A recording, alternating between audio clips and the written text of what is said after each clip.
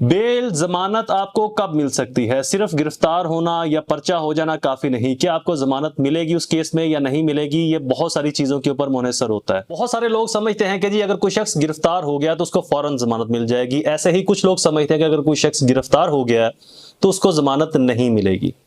जमानत का जो लॉ है, बेल का जो लॉ है, इसके अंदर अदालत मवाद को भी देखती है, तफ्तीश में क्या चीजें सामने आई हैं, इल्जामात की सदाकत कितनी है, जुर्म की नोयत क्या है और हकायक क्या है, इन तमाम चीजों को देखकर फैसला किया जाता है। बेल आपको कैसे मिलेगी, इसके लिए आपने थ्योरी बिल्डिंग कैसे करनी है, क्रिमिनल ट्रायल को विन कैसे करना है, अपने आर्ग्यूमेंट, अपनी थ्योरी को आपने कैसे इनिशिएट करना है, स्ट्रॉन्ग आर्ग्यूमेंट प्रिपरेशन आपने कैसे करनी है किसी भी क्रिमिनल केस के अंदर, इन तमाम और इन जैसे बेशुमार टॉपिक्स के ऊपर मेरी वीडियोस अपलोडेड हैं। चैनल यूट्यूब या फेसबुक की प्लेलिस्ट में जाएं, वहां पर cross examination, trial, theory, winning argument की प्लेलिस्ट को ओपन करें तो आपको ये तमाम चीजें वहां से मिल जाएंगी जो आपके लिए बहुत हेल्पफुल साबित होंगी। मुकदमे का जो नतीजा है वो हकायक के ऊपर डिपेंड करता है और डिफेंस और कंप्लेनेंट के वकील की जो थ्योरी है, बहस है, जो उनका पैटर्न है या जो लॉज वो अपनी फेवर के अंदर लेकर आते हैं, मुकदमे के अंदर बहुत असरअंदाज होती है। ऐसी मजीद इंफॉर्मेटिव वीडियोस के लिए चैनल को सब्सक्राइब और फेसबुक पेज को फॉलो जरूर कीजिएगा। वस्सलाम।